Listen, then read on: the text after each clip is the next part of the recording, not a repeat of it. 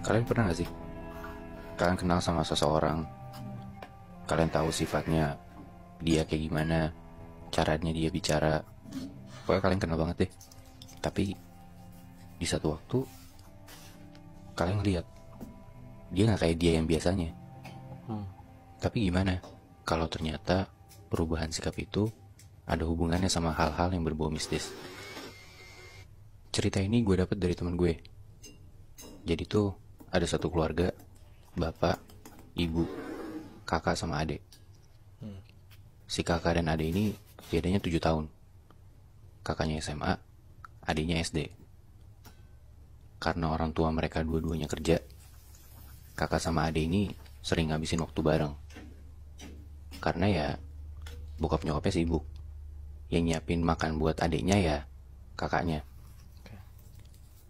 Kalau ada apa-apa, adiknya selalu nanya kakaknya, minta bantu kerjain PR. Semuanya harus dibantuin karena si kakak ini menggantikan peran bokap nyokapnya yang kerja. Ya intinya mereka lumayan deket lah. Nah di satu malam, mereka cuma berdua di rumah. Si adik udah tidur di kamarnya di lantai 2. Lantai 2 tuh cuma ada kamar kakak dan adiknya. Si kakaknya ini setelah ngurusin adiknya seharian, dia tiba-tiba lapar. Akhirnya dia mikir buat bikin mie instan aja. Akhirnya dia turun ke bawah, ke dapur. Dan di lantai bawah tuh ada dapur dan ruangan keluarga lainnya lah. Pas lagi bikin mie instan, dia dengar ada suara pintu kebuka dari atas. Yang mana dia pikir itu adiknya. Dan ternyata setelah dia lihat, itu benar adiknya turun. Sampai di anak tangga terakhir, adiknya ngelihat ke arah kakaknya. Kakaknya nanya dong, kenapa dek? Adiknya cuma diem, dan justru dia langsung naik ke atas. Si kakak bingung, ada apa nih sama adik gue? Akhirnya dimatiin kompornya dia langsung naik ke atas. Sampai di depan kamar, dia ngelihat kamar adiknya kebuka sedikit. Untuk mastiin adiknya baik-baik aja, dia ngeliat ke dalam dong. Tapi begitu dia lihat ke dalam, ternyata adiknya udah tidur. Tapi ya udah, karena nggak mau ganggu adiknya, akhirnya dia tutup pintunya lagi. Dia mau turun ke bawah. Tapi baru beberapa langkah dia mau turun ke bawah, dia dengar suara dari dalam kamar adiknya.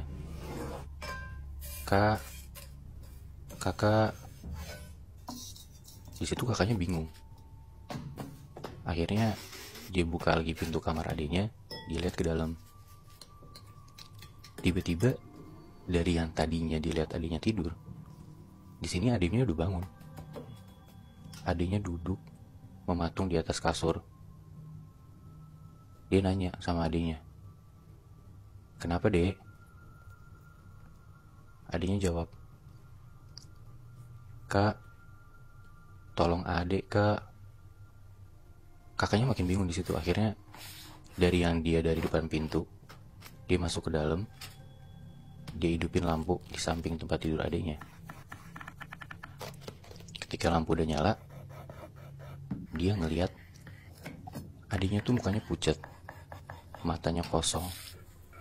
Dan pas dia pegang adiknya, tangannya tuh dingin. Dia ngerasa kayak ini gak kayak adiknya yang biasanya, karena ya adiknya gak kayak gitu. Dan adiknya tuh kalau ada apa-apa pasti ngomong ke kakaknya, gak yang diem-diem aja kayak gini.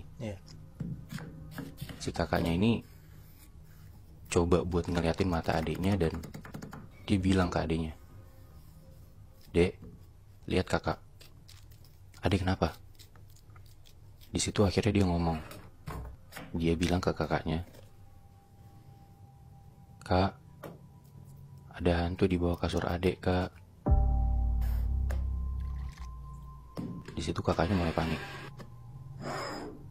Lu bayangin aja Muy, Syaf, ada hantu di bawah kasur lo. Dia tarik nafas. Akhirnya dia lihat ke bawah kasur. Dia masukin palanya ke bawah kolong kasur. Dan lu tahu apa yang dia lihat di bawah kasur? Apa? Dia ngelihat ada anak kecil, ketakutan, gemeteran, dan ternyata anak kecil itu adiknya. Adiknya, Bi. Adiknya, persis kayak anak kecil yang ada di atas kasur tadi.